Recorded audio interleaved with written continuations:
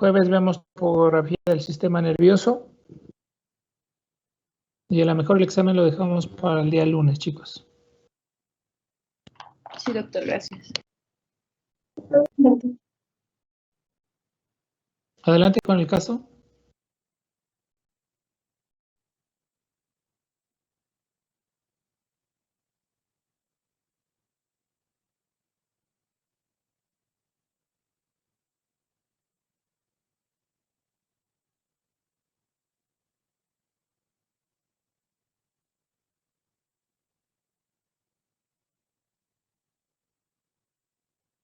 Recuérdenos acerca del caso.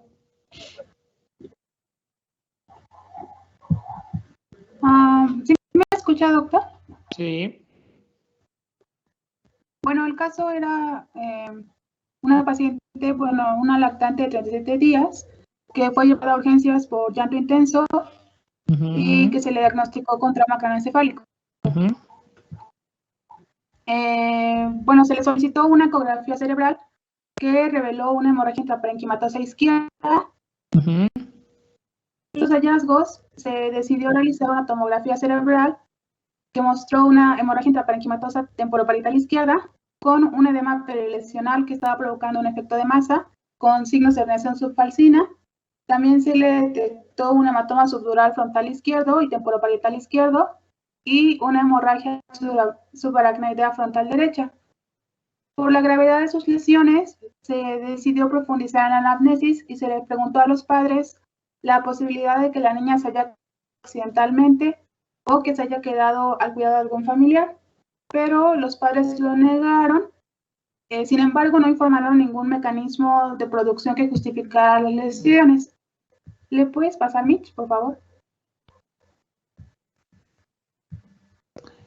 Si no mal recuerdo, tenía presencia de hematomas a nivel de un brazo, ¿no? Ajá, del hombro izquierdo. Como comentó el doctor, pues debido a que la niña había perdido 2 percentiles de peso desde el nacimiento, tenía el hematoma externo en el hombro izquierdo, junto con el hematoma subdural sin una causa justificada, hace sospechar de maltrato, específicamente del síndrome del niño sacudido. Por lo tanto, se le solicita una serie ósea para verificar que no haya fracturas, la cual no muestra ninguna alteración, y un fondo de ojo en el que encuentran hemorragias retinianas en llamarada, que son altamente específicas del síndrome. Siguiente, por favor. Bueno, con esto la paciente es ingresada a la UCI pediátrica, donde se instauran medidas antiedema de primer nivel que se dirigen a mantener la normovolemia. En la fase inicial se le dan soluciones isotónicas tipo cristaloides y debido a la anemia se agregó un concentrado de matiz para garantizar el aporte de oxígeno cerebral.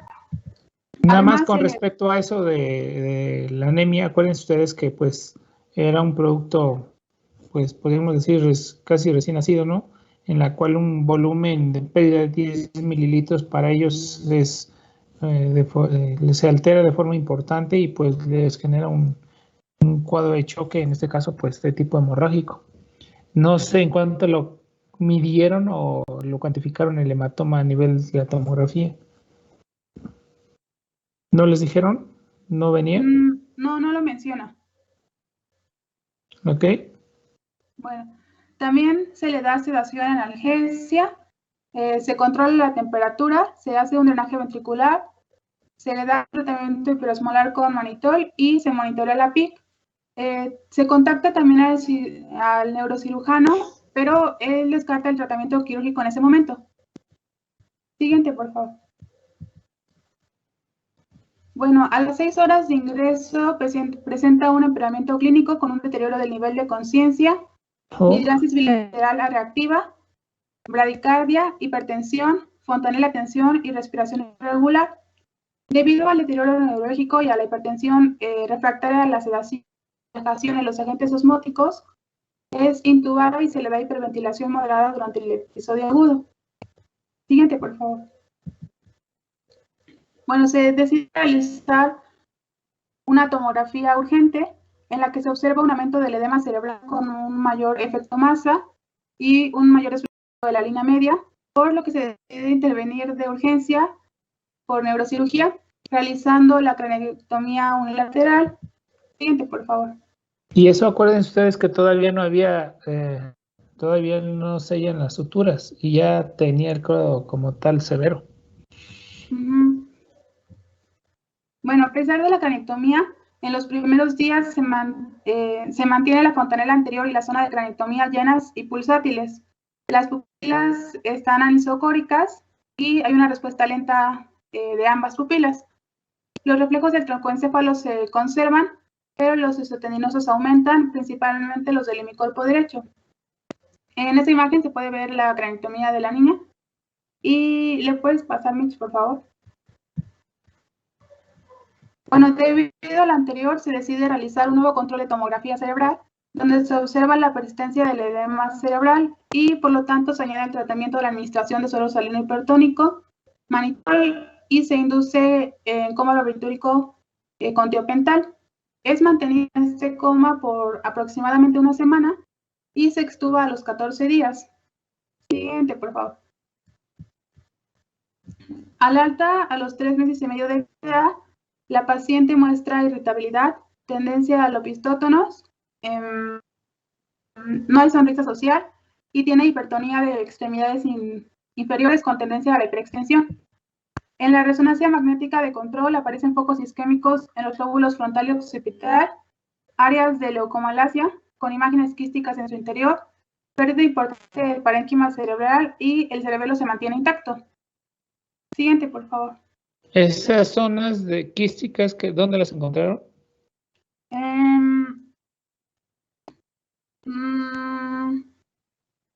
Pues no decía, bueno, no decía en los lóbulos frontal y occipital, es lo único que decía. Son los higromas subdurales, ¿no? Lo que les había yo dicho. Ajá, sí, doctor.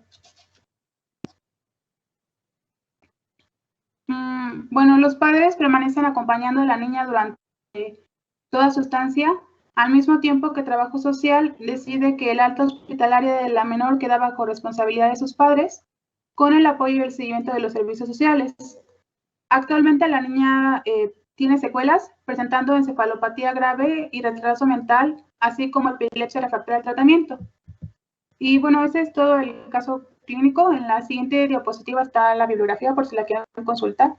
Y con respecto a lo que es a las crisis convulsivas o la epilepsia refractaria, ¿qué le hicieron? No mencionan cuál haya sido su tratamiento posterior a la secuela. Hay algunas veces que se realizan resecciones hemisféricas, dependiendo de dónde se encuentra el daño. El control, en este caso, de las epilepsias refractarias o los estados de estatus epilépticos que le llaman. Y así llegan a controlar. Ahora, la pérdida de un hemisferio, si se dan cuenta, es muy grave, pero pues bueno, se puede llegar a controlar el estado epiléptico. Seguramente esta niña pues va a terminar mal, ¿no? Es dependiente, con estado realmente podríamos decir comatoso. ¿Preguntas que tengan, chicos?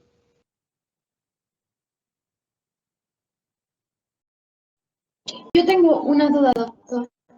Ajá. Es que no me acuerdo si al inicio del caso clínico utilizaron algún método como forceps o ventosas para el nacimiento del niño. No, eso es lo que también yo pensé, pero no. Doctor, de hecho sí lo mencionamos, se utilizó una ventosa como método de auxiliar en el parto vaginal. ¿Ah, sí? Sí, sí se utilizó. Entonces, ¿ese puede ser el motivo? O si hubiera sido ese el motivo, tendría que haberse suscitado mucho antes. La sintomatología como tal, acuérdense ustedes que porque todavía no están suturadas, no están selladas bien las suturas de los diferentes huesos, te da esta zona de plasticidad de que si tú tienes un hematoma, no tan fácilmente te da la sintomatología. Lo único que empezaron a presentar es la irritabilidad y la presencia del abombamiento de las fontanelas. Si hubiera tenido un hematoma secundario al evento, en la imagen tomográfica me lo hubiera dado. tenía el hematoma y al parecer era hiperdenso, no pareciera que fuera crónico. Acuérdense ustedes, cuando nosotros tenemos un hematoma de tipo crónico, tenemos isodensidad o hipodensidad con respecto al tejido cerebral.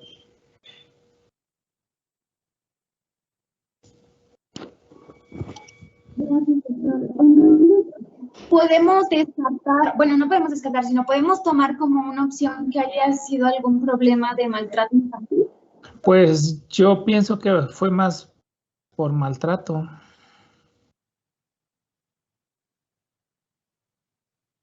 Gracias, doctor. Sí. ¿Alguna duda?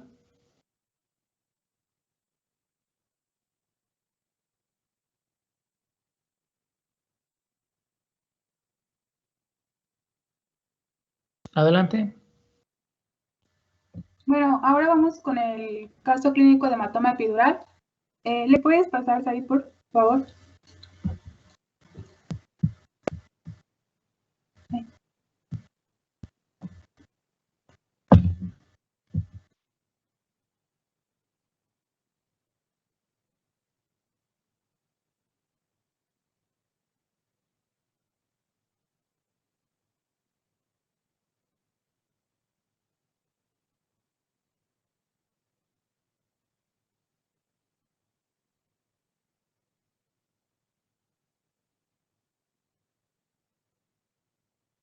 ¿No escucho nada? No, aquí estoy, doctor, perdón. Ok. Bueno, ¿le puedes pasar, Said, por favor?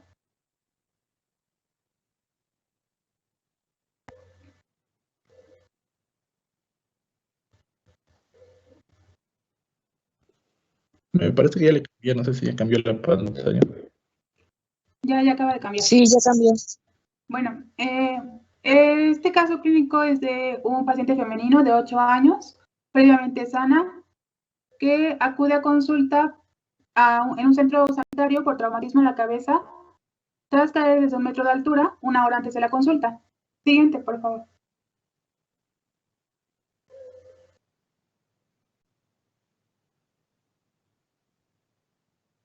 El caso clínico no menciona ningún antecedente personal ni familiar. Se sabe que se golpeó la zona lateral derecha de la cabeza, no presenta pérdida de conocimiento ni vómito, solo refiere sensación de mareo constante desde el evento que persiste la llegada. Por este motivo es derivada en vehículo al hospital que está a una distancia de 8 kilómetros. Aquí el transporte no fue el adecuado porque al ser una paciente que ha sufrido un trauma craneoencefálico y presenta mareo, el traslado al hospital debería ser de preferencia en ambulancia para que haya los insumos necesarios para tratar los posibles eventos que se presenten durante el traslado. Pero bueno, no fue así. Siguiente, por favor.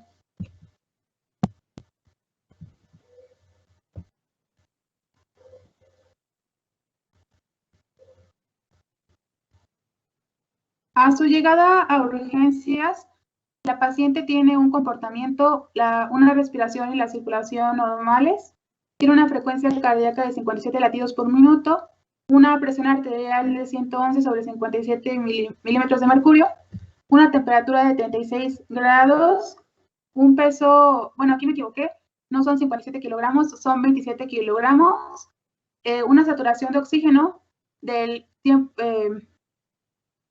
98% al aire ambiente y dolor moderado según la escala analógica visual. Siguiente, por favor. Durante la evaluación primaria, de acuerdo al ABCDE, la vía aérea se encontraba permeable, con buena ventilación de las bases pulmonares, se coloca oxígeno reservorio. Además, la circulación es adecuada con los pulsos presentes y un relleno capilar menor a 2 segundos.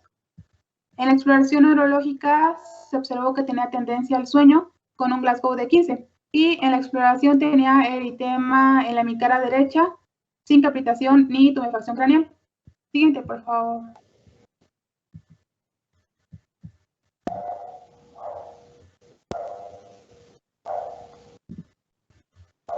Durante la evaluación primaria, la paciente presenta un buen estado general, está bien nutrida e hidratada,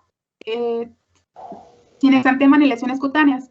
La auscultación cardiopulmonar es normal, el abdomen está blando, depresible y no doloroso, no se palpan masas ni megalias. A la exploración del oído se encuentra normal, no hay presencia de hemotímpano y en la exploración neurológica sigue teniendo un Glasgow de 15, pero persiste la tendencia al sueño.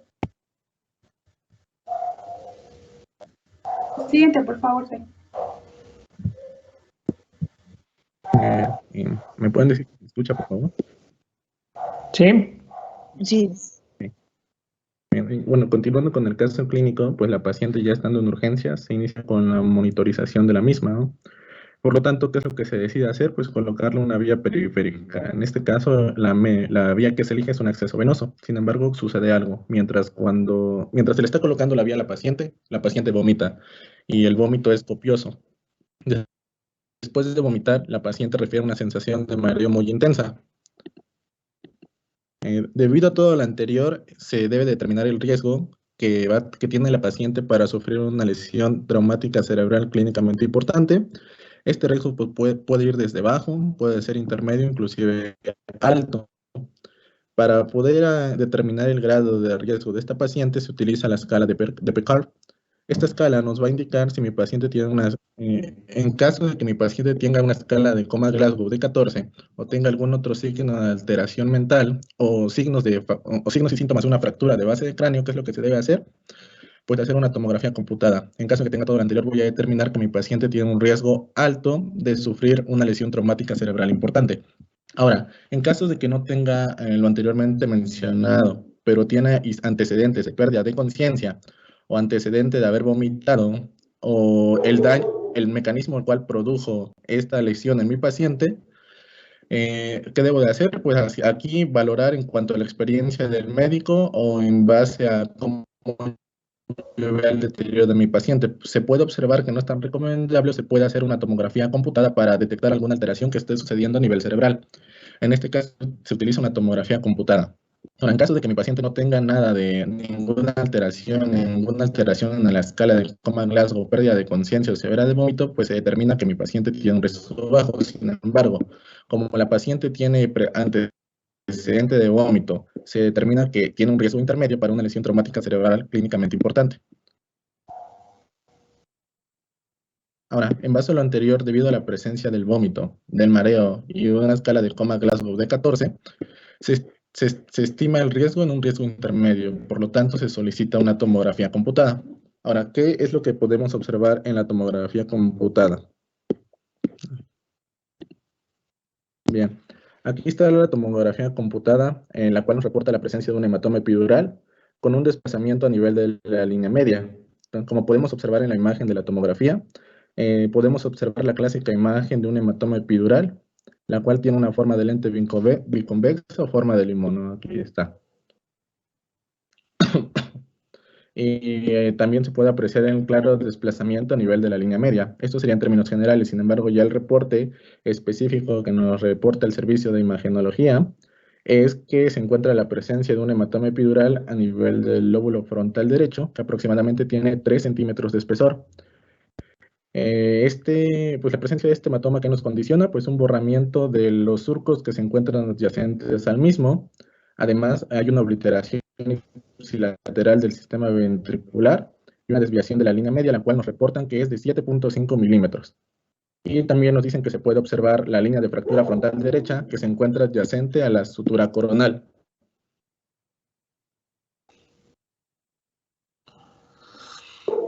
En base a lo anterior, pues juntando la clínica y haciendo la confirmación imagenológica con la tomografía, se hace el diagnóstico de un hematoma epidural frontal derecho que nos está condicionando una herniación subfacial y además la observación de la presencia de la línea de fractura frontal derecha.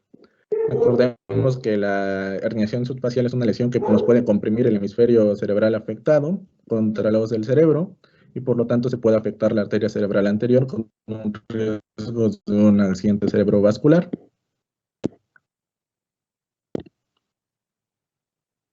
Bien, entonces, una vez que se toma la tomografía computada, el médico junto con la paciente regresan al servicio de urgencias. Sin embargo, en el camino, en el transcurso al área de urgencias, la paciente vuelve a vomitar y refiere que tiene una tendencia al sueño muy marcada. Se le vuelve vuelve a hacer la valoración con la escala de Coma-Glasgow y ahora el puntaje era de 13. No nos reportan el puntaje por subescala. Sin embargo, ya lo que llama la atención es que va viendo un deterioro, aunque lento, pero va viendo ese deterioro progresivo cada vez que se le aplica la escala de Coma-Glasgow. Por lo tanto, se aceleran las maniobras para darle un manejo adecuado al paciente y evitar que este mecanismo de herniación que está sufriendo la paciente, pues nos complique las cosas. Bueno, complique las cosas a ellos. Ya de nuevo en la sala de urgencias, pues se comienza con el manejo. ¿Qué es lo que se hace? Pues se hace una elevación de la cabecera a 30 grados. Se le administra a la paciente un suero salino hipertónico y se solicita a una interconsulta de carácter urgente al servicio de neurocirugía. Las medidas de sostén que se hacen con la finalidad de que disminuya la presión intracraneana lo más posible en lo que llega el neurocirujano.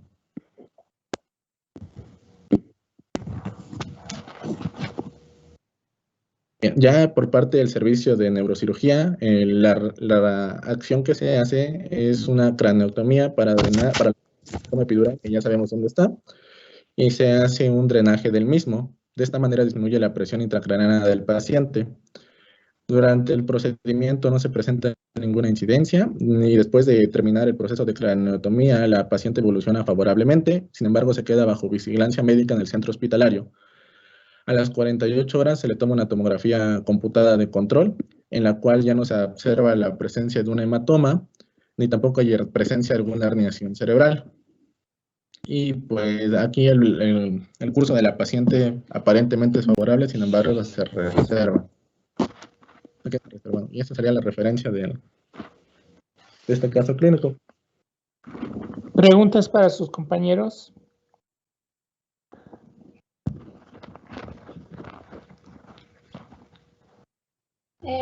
Sí, doctor, yo tengo una pregunta respecto a la rapidez con la que se actuó en este caso. Por ejemplo, si bien no se trasladó como debía, ¿considera que sí se hizo lo oportuno y lo más pronto posible la atención de la niña?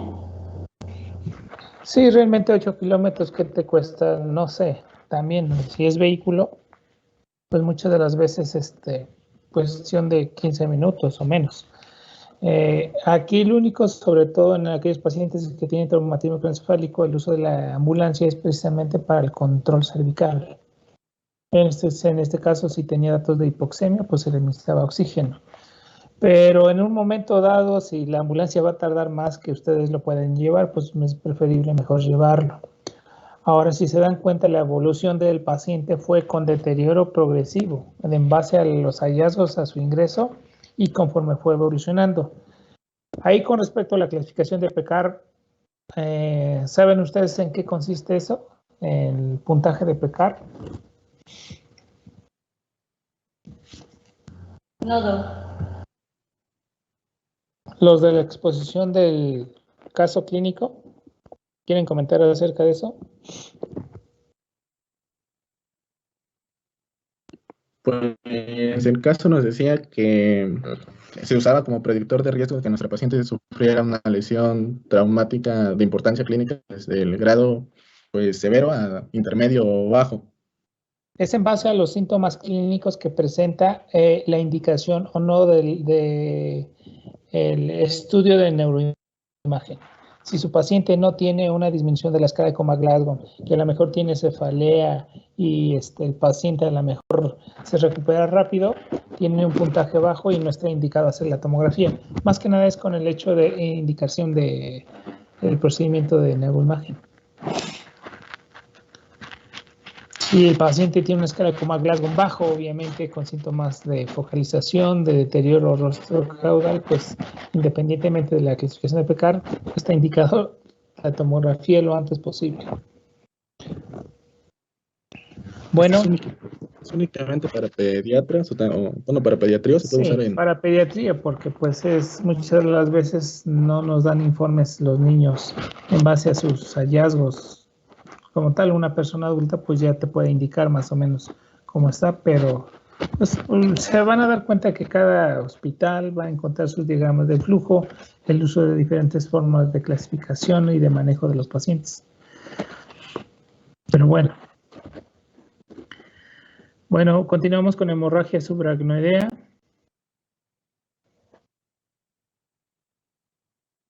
Me dicen si ven ustedes la presentación. Sí, ya se ve, doctor. Y bueno, como tal, ya vimos las otras dos hematomas. Vamos con la hemorragia subaracnoidea. Y pues bueno, si se dan cuenta, vamos viendo. Y bueno, ¿qué es una hemorragia subaracnoidea? Pues es una colección de sangre en el espacio subaracnoideo. Ya saben ustedes que el espacio subaracnoideo, ¿qué fluye?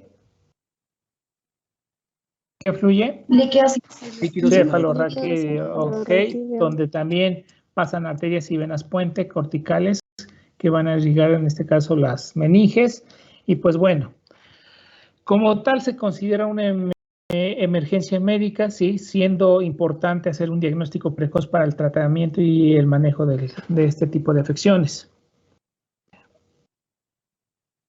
Entonces, su epidemiología, sabemos que es muy poco porcentaje, estamos hablando que aproximadamente del 2 al 3% de todos los hematomas que encontramos va a ser secundario una hemorragia de tipo subaracnoidea.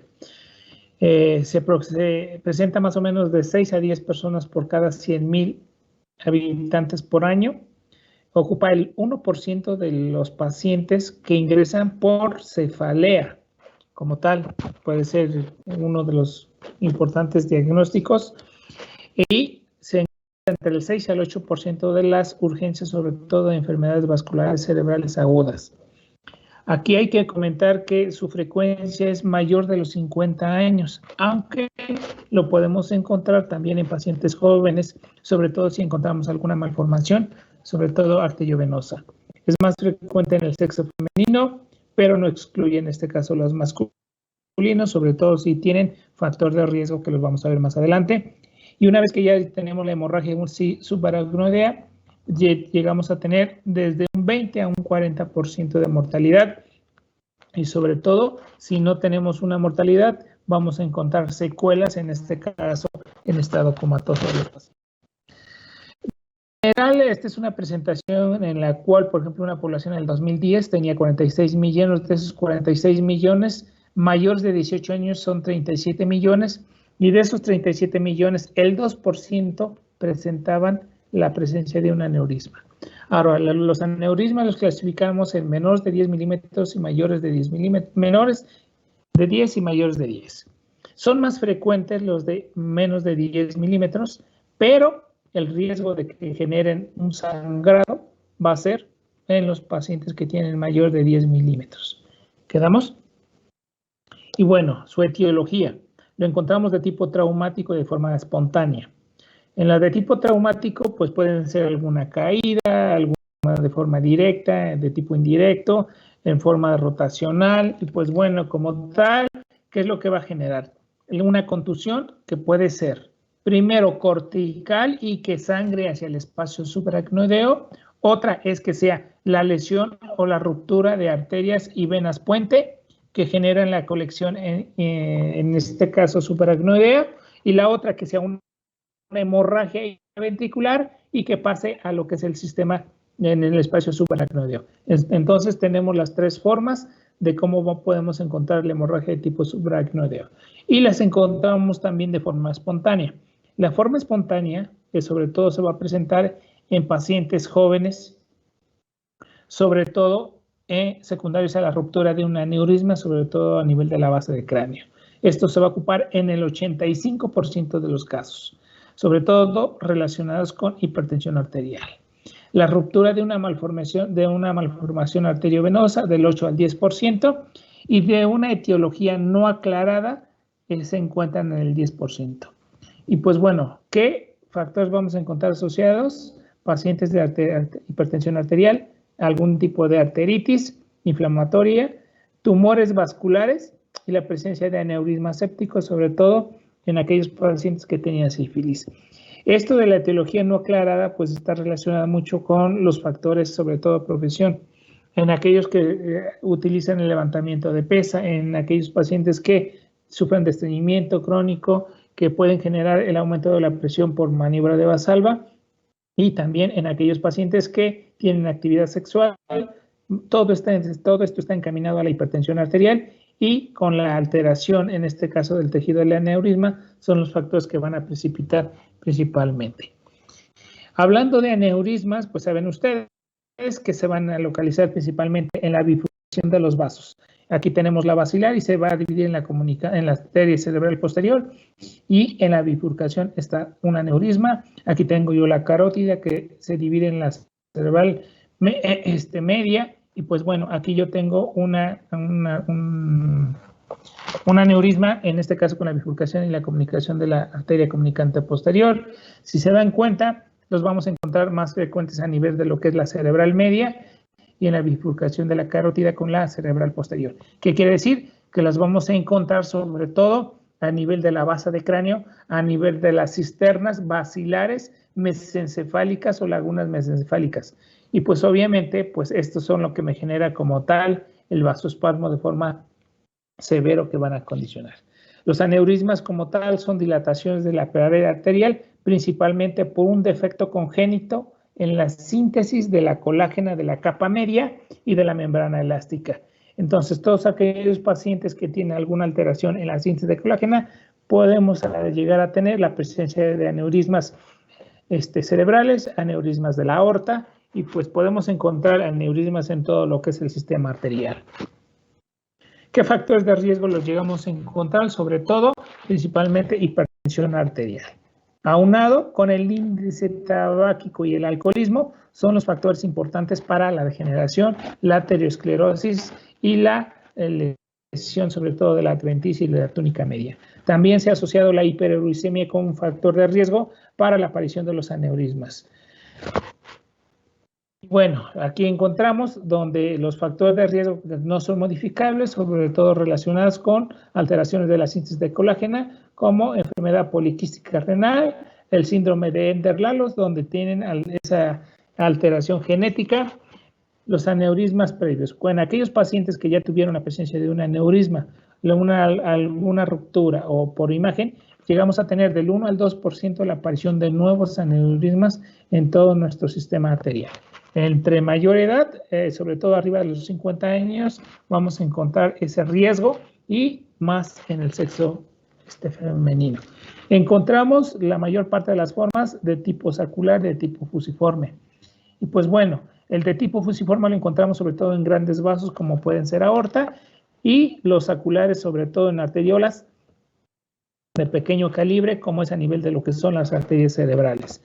Y pues bueno, aquí le encontramos, se debilitó la pared, tuvo el crecimiento sacular, ante cualquier maniobra o ante cualquier aumento de la presión intercerebral, pues, presión intraarterial, como puede ser hipertensión arterial descontrolada, me puede generar en este caso la ruptura. Algún sobreesfuerzo, el levantamiento de pesas, estreñimiento crónico, la presencia de actividad sexual puede generarme esa hipertensión arterial y pueden generarme lo que es la lesión o la ruptura. Siempre, la mayor parte de las veces, son aneurismas menores de 10 milímetros y pues bueno, una vez que yo ya tengo como tal la lesión primaria, que es la ruptura, en este caso del aneurisma, bueno, acuérdense ustedes que como tal es la exposición de la sangre a ese espacio y como tal la sangre va a tener un efecto irritante, inflamatorio en el tejido que ustedes quieran. Llámese, en este caso, el espacio subaracnoideo, tejido celular subcutáneo, músculo, fascia, piel, articulaciones, que lo que va a generar inflamación y va a generar irritación. ¿Alguien me quiere decir cuál es el efecto que nosotros tenemos cuando nosotros tenemos alguna lesión de algún vaso, ya sea arterial o venoso? ¿Cuál es ese efecto que nosotros tenemos como respuesta? ¿Va para todos? Hola.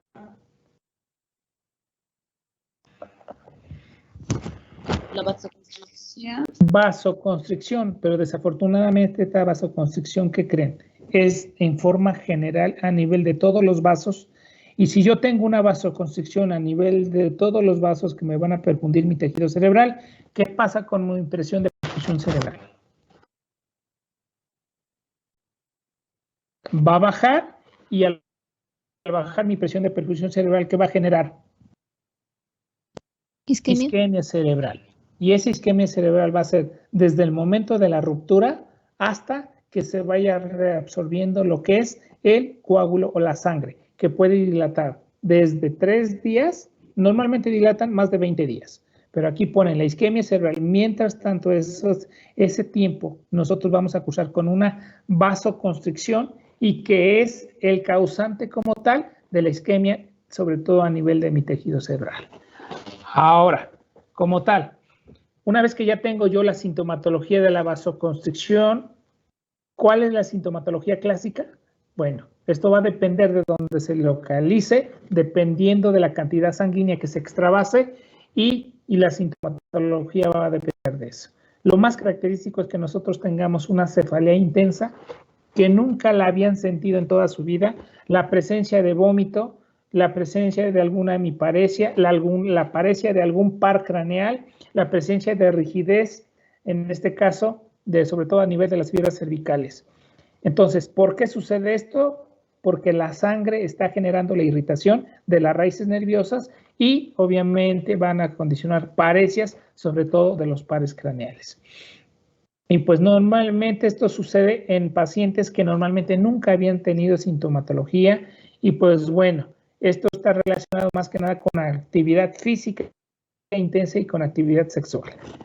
Los síntomas más frecuentes es la cefalea, de inicio súbito, brusco y de forma intensa. Se acompaña de náuseas y vómito que puede tener alguna localización. La localización va a depender del sangrado, ¿quedamos? Pero normalmente se presenta de manera generalizada. ¿Por qué? Porque muchas de las veces los pacientes que llegan a tener la ruptura siempre van a decir, se me va a quitar el dolor de cabeza, dejan pasar 1 o 2 horas, excepto que tengan una hemorragia de forma abrupta y súbita y de mayor volumen, van a incluso a tener un deterioro neurológico que pueden llegar al estado de coma en cuestiones de minutos. Y pues bueno, la mayoría piensa que es leve y que se va a resolver de forma espontánea. Pues bueno, este tipo de pacientes tienen mejor pronóstico que en aquellos pacientes que tienen un deterioro neurológico. Normalmente no ceden con los analgésicos convencionales, con los AINES, entonces es lo importante. Conforme van pasando las horas, podemos encontrar paresias de pares craneales y la otra es la rigidez de nuca. La rigidez de nuca, acuérdense ustedes que es por irritación de las fibras nerviosas por la presencia de sangre a nivel de la región cervical. Y pues bueno, y podemos encontrar otras manifestaciones psíquicas. Las manifestaciones psíquicas van desde depresión, negación, apatía, delirio, ansiedad, que están asociadas sobre todo a la alteración, sobre todo de tipo frontal o a nivel del sistema límbico por la vasoconstricción y la hipoxia. Podemos encontrar vértigo, paresias o parálisis de algún par craneal, parestesias, hemiparesias, la presencia de afección del sexto par craneal, alteraciones del campo visual, sobre todo cuando tenemos compresión importante a nivel de lo que es la arteria central de la retina y en la cual podemos encontrar la presencia de hemorragia de tipo subhialina y generar escotomas a nivel de mi campo visual. La presencia de crisis convulsivas son por la hipoxia o el daño neurológico y dependiendo del sitio es donde vamos a encontrar las convulsiones. La focalización dependiendo de la cantidad de sangre. ¿Por qué? Porque una hemorragia subaracnoidea puede generarme también una hemorragia de tipo intraparenquimatosa o viceversa. Una intraparenquimatosa me puede generar una hemorragia de tipo subaracnoidea. Y pues bueno, de las manifestaciones que vamos a encontrar va a ser importante es la cefalea de forma intensa, el vómito y las alteraciones de la conciencia. Y dentro de las alteraciones de la conciencia podemos encontrar somnolencia hasta incluso en estado de coma. Y la otra es la presencia de rigidez de nuca, que ya saben ustedes que es por irritación de las fibras nerviosas. Algunas veces podemos encontrar síntomas premonitorios. ¿Esto qué quiere decir? Que días previos, semanas previos, podemos llegar a encontrar la presencia de cefalea, que se presentó de manera abrupta y que, bueno, se dio al realizar el reposo del paciente. La presencia del vómito acompañada con la cefalea. El paciente algunas veces puede llegar a tener cierta pérdida de la conciencia, pero se recupera rápido y pues bueno, no tomó en cuenta la presencia de la cefalea y pues bueno, como no le pasó nada, no tuvo ninguna afección motora o sensitiva, pues el paciente sigue con su vida rutinaria y pues bueno, al menos que mi paciente haya tenido una cefalea intensa, que a lo mejor no se le quitó con los analgésicos, que presentó vómito o que presentó alguna alteración del estado de lucidez, bueno, pues se puede llegar a tomar una tomografía y puede llegar a encontrar la presencia de aneurismas o de malformaciones arteriovenosas que sean el causante de estas. Y pues bueno, la otra son secundarios a la expansión del aneurisma por el efecto de masa directamente al tejido cerebral, en la cual podemos encontrar cefalea localizada o parálisis de ciertos pares craneales, dependiendo de la compresión del aneurisma. El otro es la presencia de las hemorragias intraoculares, que me van a generar una hemorragia de tipo subhialínea, sobre todo cerca del disco, en la cual los pacientes van a encontrar la presencia de escotomas en su campo visual. Y pues bueno, en el fondo de ojo podemos encontrar el síndrome de Terson, también secundarias a las hemorragias de tipo subaracnoidea. Tenemos clasificaciones, sobre todo clínicas, y estas clasificaciones clínicas, pues bueno, se han comparado.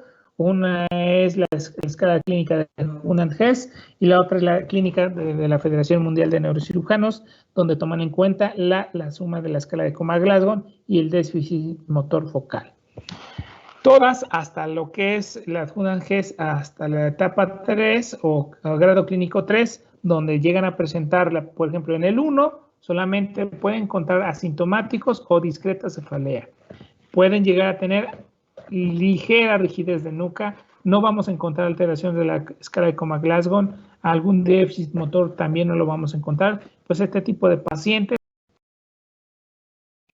en el pacientes en grado 2, donde la cefalea es más intensa, de moderada a severa, donde encontramos ya rigidez de nuca, podemos encontrar cierta paresia o no de ciertos pares craneales. La escala de Comas-Glasgow casi está normal, no encontramos déficit neurológico. Y en el de tipo 3 ya vamos a encontrar alteraciones de la conciencia como somnolencia, confusión o déficit focal ligero. Y pues bueno, hasta aquí el pronóstico de mis pacientes va a ser muy bueno. Pero a partir de la 4 al 5, donde ya encontramos estupor, hemiparesias, rigidez, datos de posición de descerebración o de decorticación con algún trastorno neurovegetativo, pues bueno, el pronóstico va a ser incluso con respecto al tratamiento. Y esto lo vamos a ver, que radiológicamente los pacientes van a encontrar una clasificación de Fisher más avanzada que el resto de los pacientes.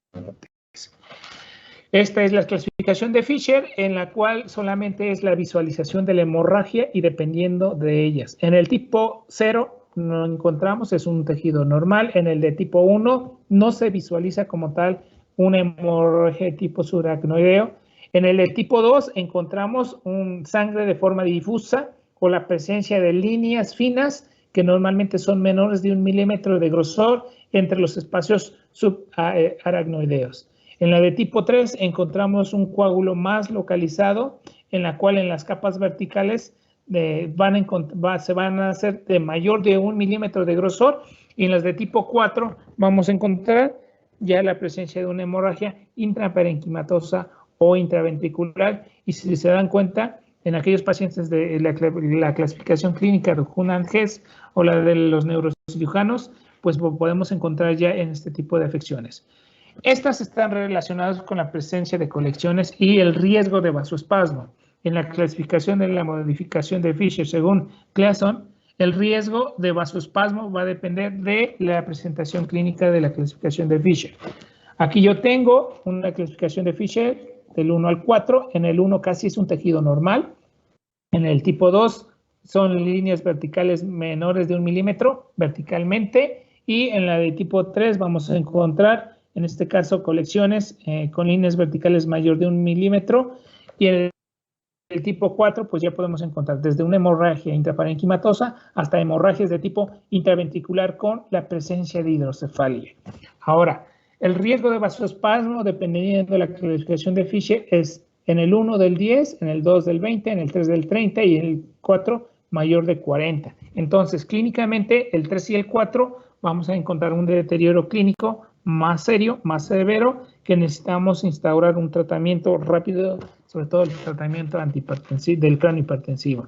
Aquí, si se dan cuenta, tengo yo la presencia de hemorragias a nivel basilar, a nivel mesencefálico, donde encontramos un grosor mayor de 1 milímetro y pues bueno, encontramos sobre todo la presencia de compresión, en este caso del sistema ventricular, y aquí encontramos la presencia de un hematoma interventricular con la presencia de hidrocefalia.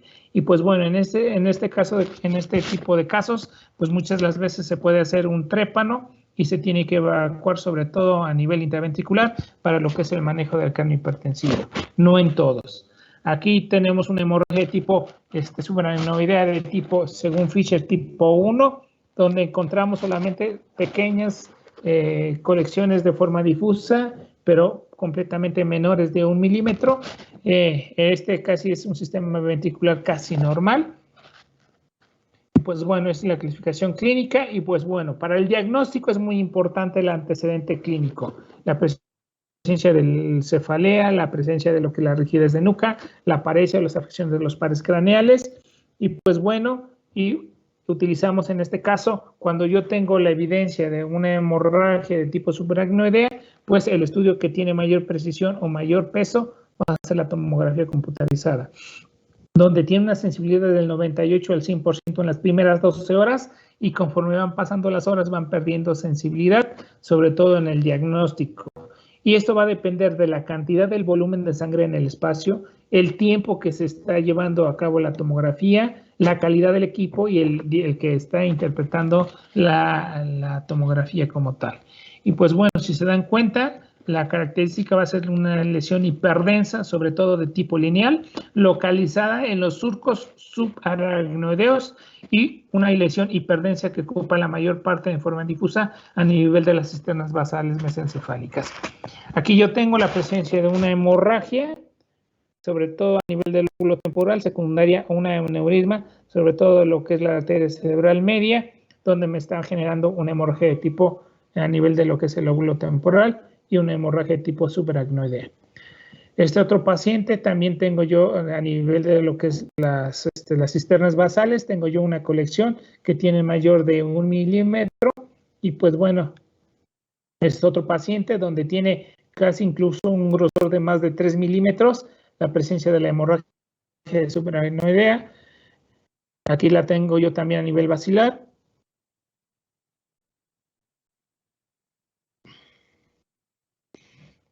Y pues bueno, cuando yo tengo la presencia de una hemorragia, a lo mejor mi paciente tiene una clasificación de Hunt-Hess de tipo 1 o de tipo 2, en la cual pienso yo que sea por alguna malformación o algún aneurisma, pues bueno, podemos utilizar la presencia de imagen de estudios de neuroimagen, como es la angioTAC, como lo es la angiografía intraarterial. Esta es de tipo cruento, en la cual puede ser de tipo diagnóstico y terapéutico, y la otra es la angioresonancia, donde me van a hacer un mapeo de todo lo que es el sistema arterial a nivel cerebral.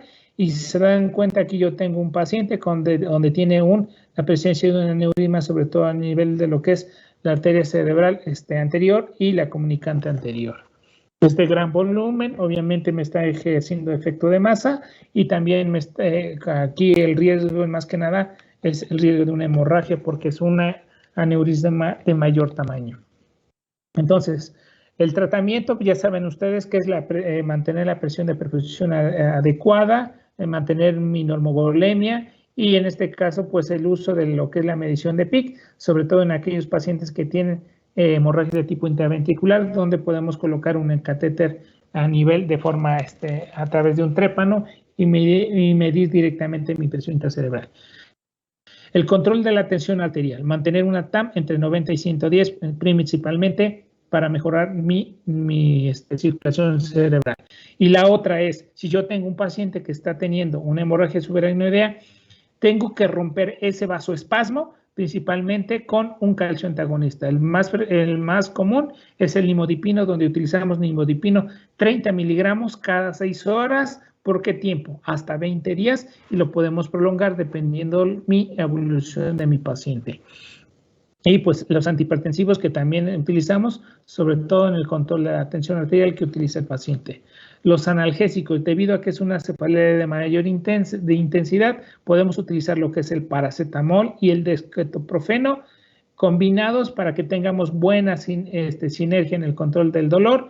Si esto no nos funciona, podemos utilizar lo que es el tramadol, dosis respuesta, y hay que tener cuidado porque el tramadol también puede generarme estado nauseoso y empeorar mi aumento de mi PIC. Si mi paciente presenta alguna ansiedad, si mi paciente presenta alguna alteración psíquica, pues podemos utilizar algún sedante y que, pues bueno, ya saben ustedes los que utilizan más frecuentemente en nuestro medio, estos los utilizan en Estados Unidos, sobre todo el fentanilo y sobre todo lo que es el clorazepam dipotásico, que tienen efectos sedantes. El tratamiento, en este caso, va encaminado a la prevención del sangrado. ¿Qué quiere decir? Que mi paciente tiene que evitar alguna maniobra de Valsalva. Incluso está prohibido sentarse, prohibido levantarse al baño, prohibido estreñirse. Tenemos que utilizar el uso de laxantes para que mi paciente no realice esfuerzo. El control de la tensión arterial pues tiene que ser de manera adecuada. El uso de fibrinolíticos, sobre todo para la reabsorción de lo que es el coágulo. Y evitar la hipovolemia y el uso de bloqueantes de calcio, sobre todo para evitar la vasoconstricción, que son los causantes de la isquemia cerebral.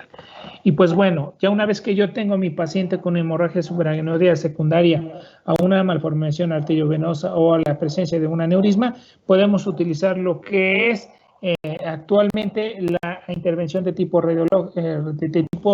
radiológica, sobre todo endoarterial, donde se coloca un catéter a nivel de la arteria femoral, se pasa en este caso hasta lo que es la carótida interna. Hay unos que la realizan a nivel de cuello, pero el riesgo en este caso de alguna lesión de la carótida es mayor, entonces por eso tratan de hacerla a nivel de lo que es la femoral o a nivel de lo que es el brazo, para evitar en este caso mayor riesgo a nivel de lo que son los vasos a nivel de carótida.